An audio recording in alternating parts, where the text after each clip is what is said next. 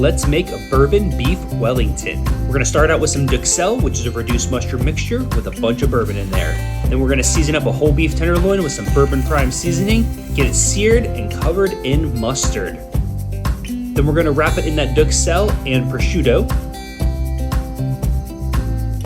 Next is a layer of puff pastry sealed together with a nice egg wash.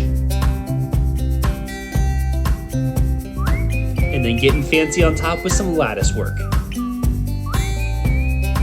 Finishing that off with some flaky salt.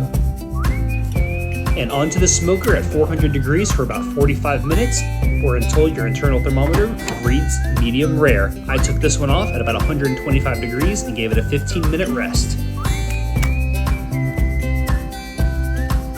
The moment we've all been waiting for, and it turned out amazing.